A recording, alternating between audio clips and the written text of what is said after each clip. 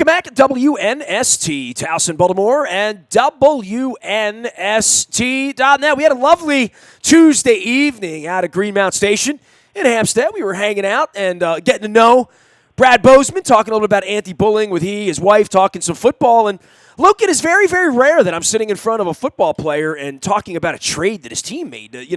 I think we talked about it within the framework of that, but this is a pretty big deal. Obviously, the Rams doing lots of things to shake themselves up, and we'll see them in about 5 weeks, right?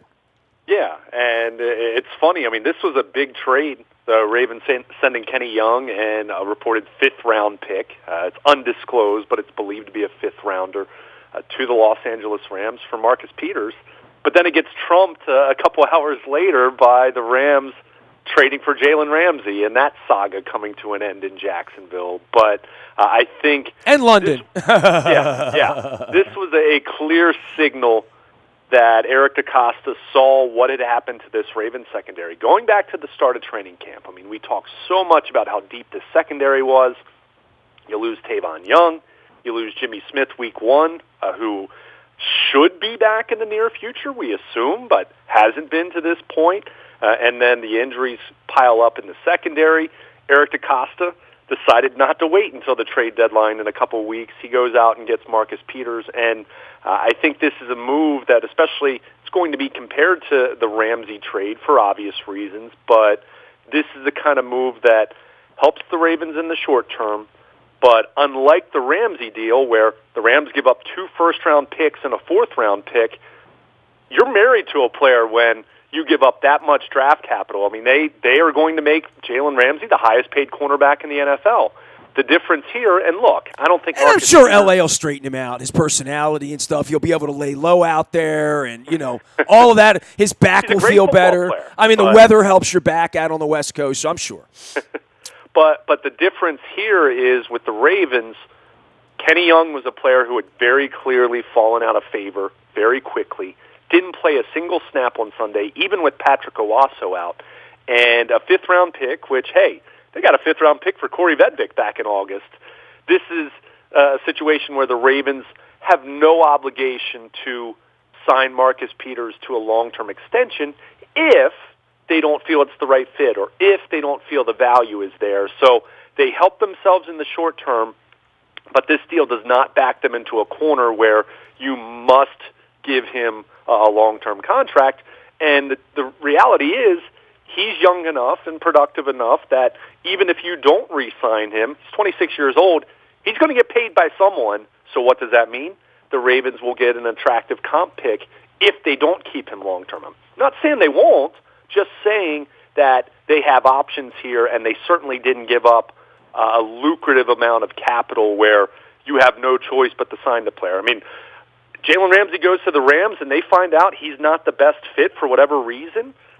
You're stuck. You can't give up 2 first-round picks and a fourth-round pick and then let him go at the end of next year. I mean, they need to sign him long-term, whereas with the Ravens, with Marcus Peters, you can kind of play the wait-and-see game, see how he fits in your system, see how he fits in your locker room, see how all that works. And if you love the player, great, re-sign him. But if not, you can let him go, and it's not as though you gave up all these assets that are going to be critical to your future. So there are very few times we make a trade, right, where you look up and say, what's the cost? What are they doing? What are they thinking? Maybe back in the 90s we thought that a little bit with, Lovett Purnells and some other, guys back in the day. But, man, the last 10 years when they're making a trade, we can justify it at least, usually, right? Sure. Well, I guess short of the Anquan Bolden trade, which okay, fair enough. We'll let that one go. Him retiring as a Raven this week kind of brings that back to mind. But I think this was a move that they very clearly felt they needed to make. We know this defense has had issues really at every level. I mean, we'll continue to talk about the pass rush. I don't think Marcus Peters solves all the Ravens' defensive woes by any stretch of the imagination.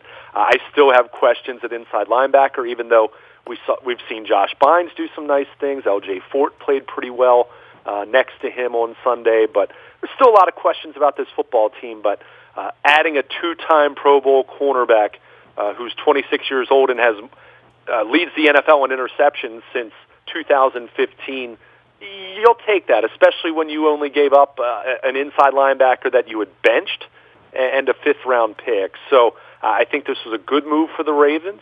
I'll be interested to see if there are other moves, but I'd be remiss if I didn't mention with Marcus Peters, considering what they're paying him, which is the remainder of a contract that pays him $9.069 million. So that's the prorated portion of that.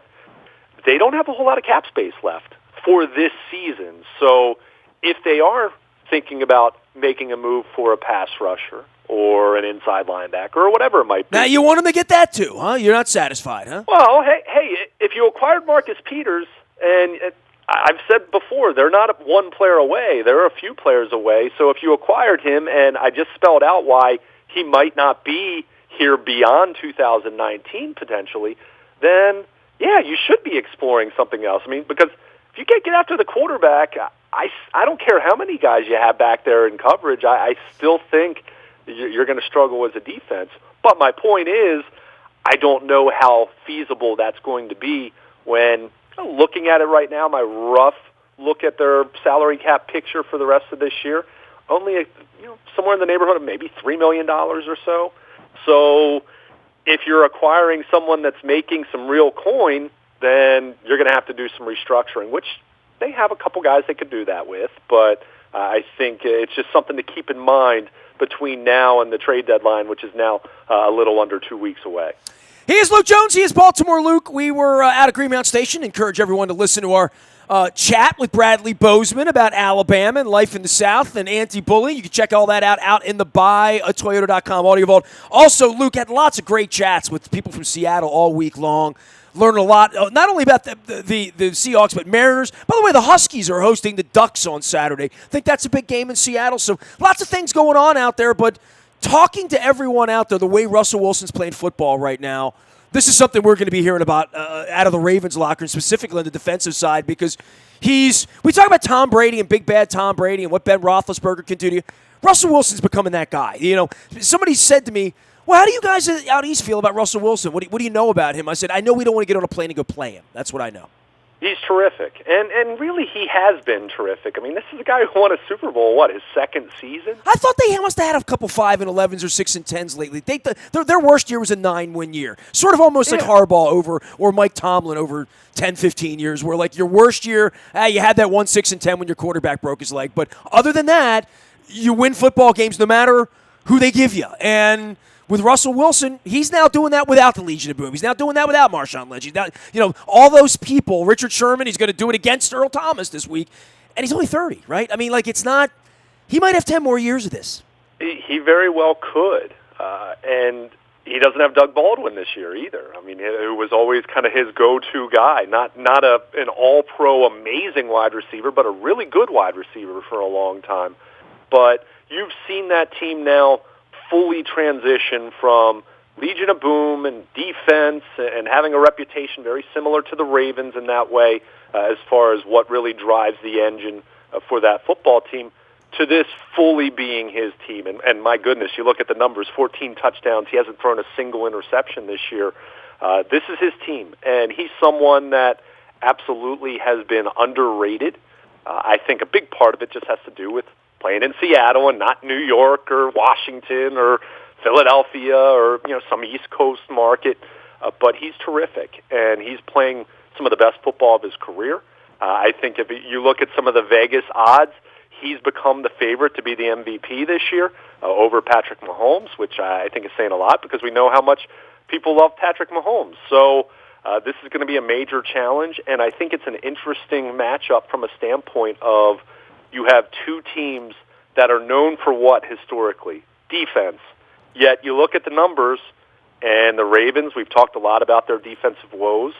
Seattle, they're middle of the pack defensively. I mean, these are not two great defenses going up against each other, but you look at the offensive side, Ravens, number 1 in total offense, number 1 in rushing offense, number 2 in points per game, and Seattle, top 10 in just about every category, top 5 in total offense, and their passing offense has been they're number 8 in passing yards per game, but look at yards per attempt and efficiency. I mean, they're as good, if not better, than anyone else out there. So it's the battle of two really good offenses and two teams that used to have great defenses but are still kind of transitioning or finding their way. So it's going to be a lot of fun in that regard. But I think what's interesting with Russell Wilson, and I think we've seen it improve for the Seahawks this year, but it's still a little bit of an issue, is they've been a team that's loved to run the football.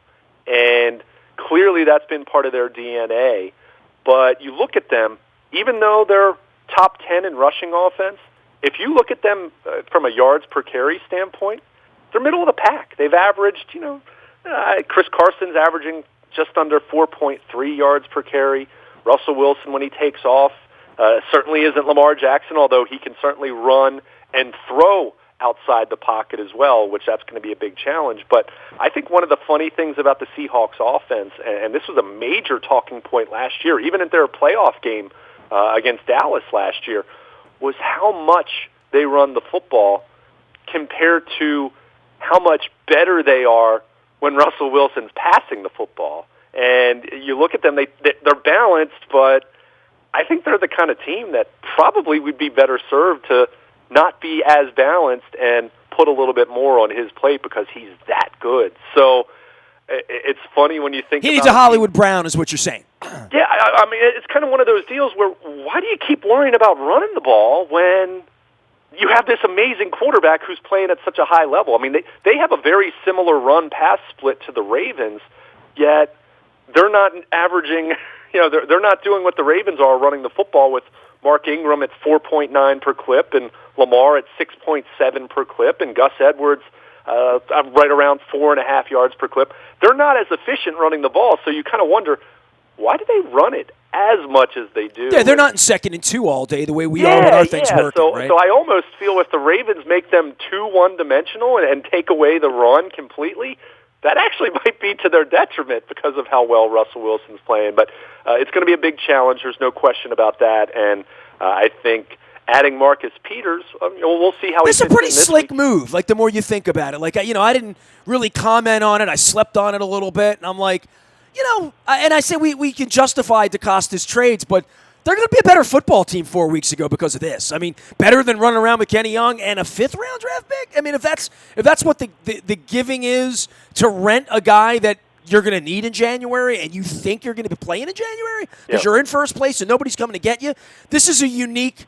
year. And I guess we all should have seen that they were going to make a trade, right, of some kind. Like, people kept saying to me, are the Ravens going to make a trade? And I know you were getting it on Twitter, and I'm like, we didn't make trades in football 3 years ago. I have no barometer. You know what I mean? I have no measurement on how desperate they'll be, how they'll value a draft pick, how they'll value their own players. The one thing we never consider is, well, we'll trade our Kenny Young and a pick for your guy. That's something that was never a part of the vernacular for 20 years of football on the radio here for Ravens fans. And now it's something new. And even when it happens, you sort of scratch your head and you say, well, hell, that makes sense. Much more sense than a lot of baseball trades and hockey trades, I hear.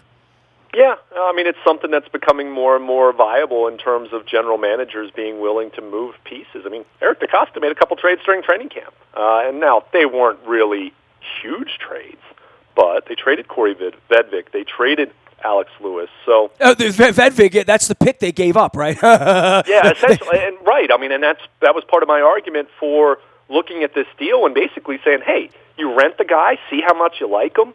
If you love him, then re-sign him, sure, because Jimmy Smith's going to be a free agent. Brandon Carr is 33 years old, and you have an option for next year with him, but you don't have to exercise that. So if they love Marcus Peters and he loves it here and he plays well, then sure, lock him up long term. But if it's a case where you feel, don't know if he's the right guy to give that kind of contract to, we're going to be giving Marlon Humphrey a deal that's probably going to make him a top 2 or 3 paid corner in the NFL at some point in the not-too-distant future. My point is this gives them options without backing them into a corner. When you give up 2 first-round picks for Jalen Ramsey, you are married to him. You have to make him the highest-paid corner in the NFL because you cannot possibly consider letting him go at the end of next year when you've given up 2 first-round picks. I mean, that would be a catastrophic I just hope his back doesn't hurt, Luke. That's all I'm saying. Yeah, exactly. But so I like this from that standpoint. Does it fix all the Ravens' problems? No, but I think it gives them more options on the back end. And frankly, Nestor, I'm going to be interested to see how this plays out because we assume to this point Jimmy Smith should be back sooner than later. I would think after the bye at this point. I mean, maybe we see him get back on the practice field a little bit this week, but the thought was he was closer to returning. So once you have him back on the field, how does this play out considering Marlon Humphrey, Marcus Peters, Jimmy Smith, all three guys who have almost exclusively been outside corners? Now, Peters has played in the slot a little bit. We've seen Marlon play in the slot a little bit when he's been traveling with Odell Beckham or Juju Smith-Schuster or Tyler Boyd over these last few weeks. So that's something to keep in the back of the mind. But how does that play out? Brandon Carr has been almost exclusively their nickel so far this year. So how does that impact him? And I'll even throw out something that we talked about after Sunday's game. Consider the Ravens' concerns at inside linebacker and how they approached that on Sunday. They played dime packages on Sunday with no inside linebackers on the field. So, do you possibly, and the assumption is they'll have Patrick Owasso back here. He's not going to be out long term. So, by the way, can you imagine the franchise of Ray Lewis not needing a linebacker? I mean, it's crazy, right? The game's changed a lot. It has. Right. Yeah, I mean, of course you'd love to have a linebacker that can cover. The guys that can do that are incredibly valuable. But Luke Kuechly, Bobby Wagner, I mean, it's a pretty short list. I mean, so many people didn't want to re-sign C.J. Mosley because he wasn't great in coverage. So, but my point that I was trying to make as it related to all these cornerbacks that they have now, once Jimmy Smith's back in the picture, is do you see some dime where they drop Chuck Clark into the box to play the Mike linebacker? You have Levine playing the dime back position. Does that put Brandon Carr in the role that they were kind of fitting Deshaun Elliott into, where maybe Brandon Carr plays a little bit of safety from time to time in some of those sub-packages? We saw Carr practice at safety in the spring and summer, and they moved him around a good bit. So getting Peters, it gives them another option. And certainly, with no disrespect intended to Maurice Kennedy, who played pretty well 2 weeks ago against Pittsburgh, with no disrespect to Anthony Averett, who's still only in his second year, and I still think he could become a player that could contribute for them. Those guys are getting picked on in coverage a lot from the time that Jimmy Smith went down in Week 1. So at the very least, you put Marcus Peters into that spot, even if Jimmy Smith doesn't play this week, or if he's had a setback, or who knows. We'll hopefully get some clarity on that part of this equation. But it gives you someone else who has played in this league at a high level, is young. You didn't give up a ton for him. Played in the Super Bowl, right? Yeah, exactly. So, I mean, this, and you get a chance to evaluate him. I think people were kind of wondering, well, okay, the Rams got Jalen Ramsey, but why did they give up on Marcus Peters? And I think that's a fair question, and we'll see how good of a fit he is. And, there's been talk about him earlier in his career maybe not being the best locker room guy, but at the same time, Eric Weddle tweeted about him and other teammates tweeted about him in L.A. that in very glowing terms. So I think you just have to. Well, this wasn't they didn't love him, right? It's that they really wanted Ramsey and they had their hearts set on him and they felt he was an upgrade and they didn't want to give the money to Peters. They wanted to give it to Ramsey, right? Like that's and they shuffled the deck on some draft picks and they think they can win the Super Bowl too, right? Yeah, but there's still that question of, okay, yeah, and it's just like what I said to you. Yeah, I'll fully buy Jalen Ramsey being a better player, but so much better that you're giving up 2 first-round picks and knowing that you're going to have to sign him very, very soon. Yeah, you just gave up your wide receiver that you're going to need for Goff. You're going to have to give Goff money, and you gave up a lineman or a rush edge or a first-round pick, whatever you want, quite frankly. Right. And I mean, Marcus Peters, I mean, you say, would you rather give up 2 first-round picks and a 4th-round pick and have no choice but to sign the guy long-term then, or would you rather give up a 5th-round pick and a disappointing inside linebacker for him? I think it's a no-brainer. But on the flip side, the Rams already had Marcus Peters, and They weren't obligated to pay him long term in the same way that the Ravens aren't right now. So it does make you at least ask the question, what exactly happened there? Why? Okay, Ramsey's better, I'll give you that, but is he so much better that you're willing to give up all of that on top of giving him a big contract? That's where you do have a little bit of scrutiny here, but that's why I said I like this move for the Ravens, because there isn't that long-term risk. If he's not a good fit, if he doesn't fit well in your locker room, if for whatever reason he doesn't fit your scheme, which I think he will fit their scheme pretty well, but if any of those questions end up being a no, or he just doesn't play all that well and not to the point where you want to make him a, top 5, top 10 paid corner in the NFL, whatever it's going to take to sign him, well, then you let him go and you get your comp pick, and you're really no worse for wear, because Kenny Young was probably going to be on the roster bubble next year. Yeah, what anyway. happened with Kenny Young? I mean, we keep throwing him out with the bathwater, and man, we've seen a lot of this with Arthur Brown. We've seen this with John Simon, who I saw running around another jersey the other day. Like, that it's fascinating to me that they've struggled, specifically this position. And I guess to your point, the game has changed so much. So the coordinators are struggling with what to do with parts. Kenny Young might be a fine player somewhere else, but not here now.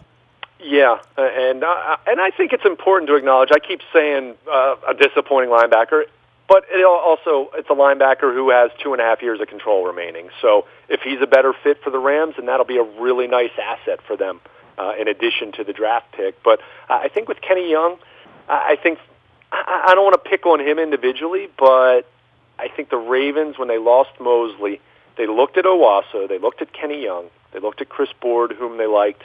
Of course, after he was a special teams player last year, and thinking he was going to have a chance to be the next Zach Orr, the next Jameel McClain, who knows.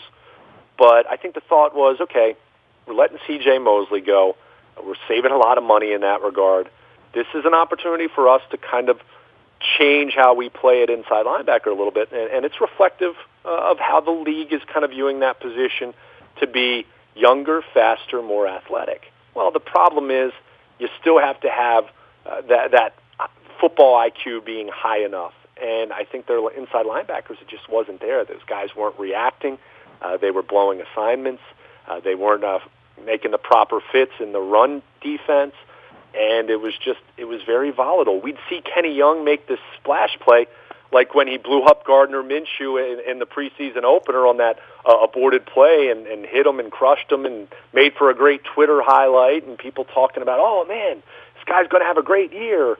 But then lots of people wouldn't pay attention to the next 6 or 7 plays where totally out of position or not playing his assignment properly or what have you.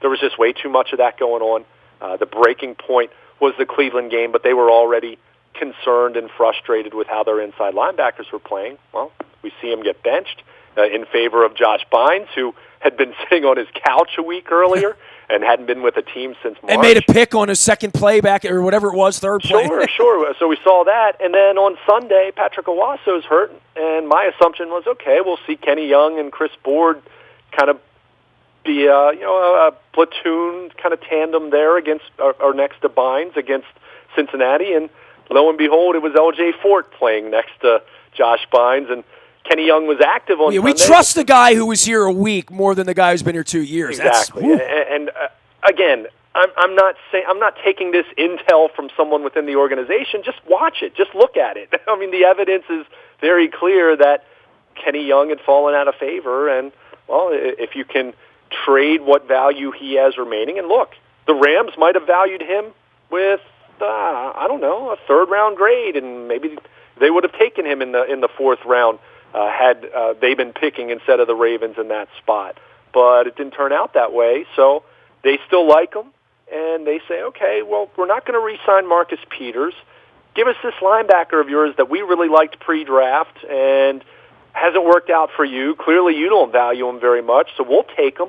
We think he might fit a little bit better in our defense. And, give us another draft pick, and Marcus Peters is yours. And, that's how it played out. And I think it's pretty apparent with the timing of the Rams trading Peters, then turning around and acquiring Ramsey. I think it's pretty apparent that the Rams were probably the ones that initiated this with Eric DeCosta more so than the other way around. We know the Ravens were kicking the tires on the Ramsey situation last month. So in other words, a week ago, nobody was calling Eric to say Marcus Peters because of Jalen Ramsey. The Rams were trying to figure out a dance partner to unload Peters in order to onload. Yeah, in order to. I mean, brilliant. I mean, Sure. Good work by Les Snead and the Rams, right? Yeah, I mean, if you're happy with giving up 2 first-round picks and having to pay, but there's been a lot of that going around, right? Yeah, I mean, the Dolphins are stockpiling picks. I mean, depends on where you are on the arc of thinking you're getting to Miami Beach this year, right? Right. There's that, and I think it also really depends on how much confidence you have in your organization to draft well. I mean, we know even first-round picks, once you get beyond, I don't know, the top 5, top 10, it really is more of a 50-50 proposition when you look at it across the board. Now, the Ravens, with a couple examples, a couple exceptions, Matt Elam, Brashad Perriman, I mean, we know they haven't been perfect in the first round, but for the most part, you're getting a Marlon Humphrey or you're getting a Ronnie Stanley.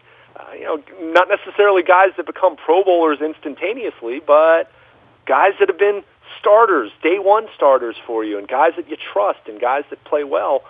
So I think for a team like the Ravens, who even if they've had their issues in the second and third round, but you look at that first round pick and you say, this is a great opportunity to not just get a starter, but to get a starter who's going to be really cheap for the first 4 years and have a fifth-year option for that guy.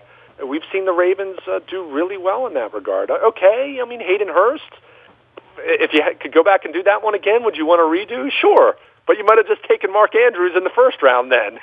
or you take Lamar Jackson with that pick compared to having to trade back into the end of the first round to do it. So you don't have a crystal ball. You don't have a 2020 hindsight. But if you're a team that historically does well drafting in the first round, then, yeah, those first-round picks are going to be more valuable to you than the more run-of-the-mill team that has a few more busts and says, well, hey, you know what? We can try to draft Jalen Ramsey, or we can trade picks and get Jalen Ramsey. So I understand that philosophy, but you are certainly giving up some major, major assets to get him and then paying him right away. That was always my trepidation was you give up multiple picks for Jalen Ramsey, then you got to turn around and sign him because for whatever he wants. Yeah, I mean, you're making him the highest paid corner in the NFL. He's going to be the highest paid corner in the NFL. I don't think there's any doubting that.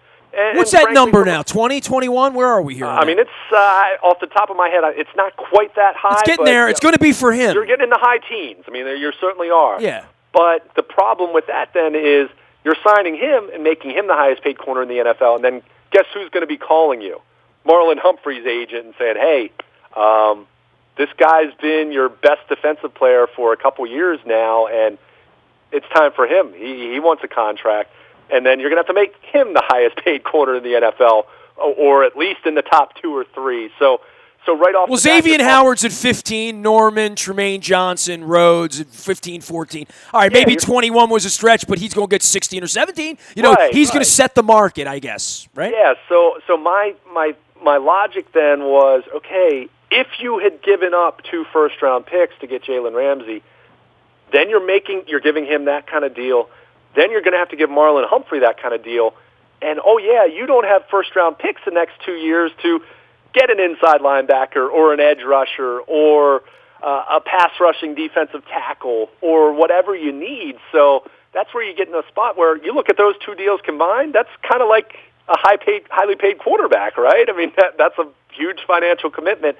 And now you don't have those early draft picks. So that's where I do kind of like this Marcus Peters deal from the standpoint of he should clearly help their defense. Does he make them a top 5 defense? I'm not convinced of that. I still think the Ravens are lacking talent at some important positions on the defensive side of the ball, mainly pass rush, but some other ones as well. But does he make them better? Does he give them a better chance in the AFC? Yeah. And what have you given up? Well, a player who wasn't in your plans anymore anyway, and a 5th-round pick that, as you pointed out, they got for Corey Vedvik. So it's really not the deal has no downside in my mind, other than the fact that you're up tighter against the cap now. So it is going to limit potential other moves they could make to try to boost that pass rush or what have you. So I think this is a move as a Ravens fan. I don't know if you're doing cartwheels over it, but I think you have to be pleased with the fact that they got better without taking on long-term risk or giving up huge assets for it. Marcus Peters is a Raven. Luke Jones is in Owings Mills. I will be in Seattle. We are waving bye-bye to bye week next week. And I know Luke is so excited about this Nationals World Series thing. Luke, I can't believe you didn't put in the credentials to go down there next week. It's something, I'll say that. And, hey, I'll say this in all seriousness, though. I know people in the D.C. media that cover the Nationals on a regular basis. I'm happy for them. They get to cover a World Series. I mean, that's pretty awesome. I mean, it's in the same way that you and I have been blessed to cover the hometown team in the Super Bowl.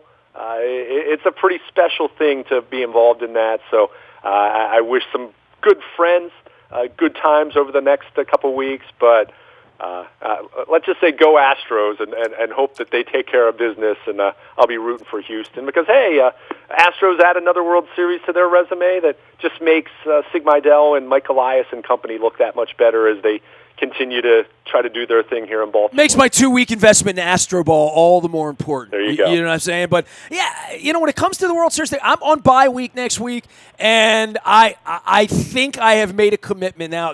Waking up on Wednesday morning and seeing the Nationals celebrate, because I was asleep when it was 7-0, then it was 7-4, and I'm like, well, if they blow it, at least I can wake up and, watch Game 5, right? I'm going to be away next week. I want to skip it. You know what I mean? I feel like this is sort of like the Steelers championships.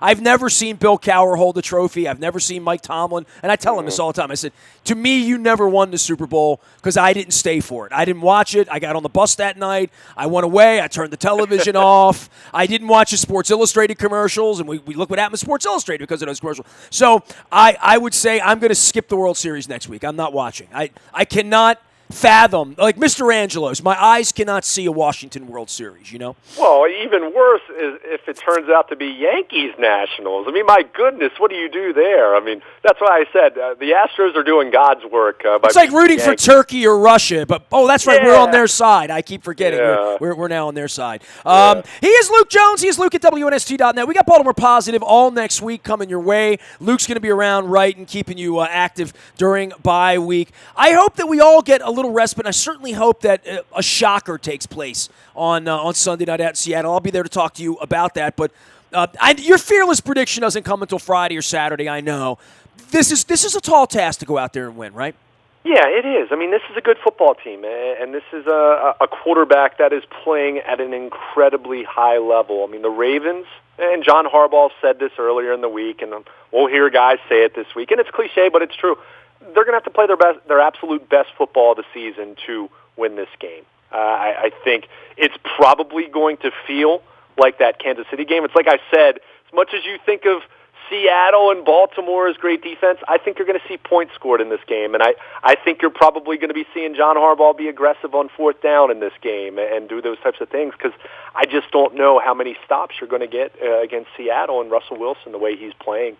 We'll see how Marcus Peters fits into this. Arriving in Baltimore, I think Wednesday afternoon, and the Ravens will be leaving presumably Friday afternoon for a West Coast trip. It's going to be a quick turnaround for him. So I think he can get on the field. I mean, Josh Bynes kind of proved that you could do that in a couple of days, but how much is he going to play? How well is it going to fit? How does it impact their defense, which we know is complicated? So it's a tall order. I don't think it's impossible. I said it to you earlier this week. When you have Lamar Jackson and the unique skill set that he brings to an offense and the pressure he puts on the defense, you're going to have a chance anytime you take the field. But I do think it's going to be a tall order. And, yeah, I'll have my 5 predictions for Sunday at WNST.net over the weekend. All right. Action green for all of my Raven fans all weekend long from the Emerald City. I will be in Seattle. You can follow along on Facebook and Twitter and LinkedIn and Snapchat and Instagram and streaming live on our Facebook as well as our YouTube WNSTV channel. Of course, the buyatoyota.com audio vault alive, as is Baltimore Positive all week long around here. I hope you enjoy the stories and enjoy the background of all the stories for Baltimore Positive along with Don Moeller. Luke and I are around all week long. We are WNST.net, AM 1570, and WNST Towson, Baltimore, hating on the Nats because we never stop talking Baltimore sports.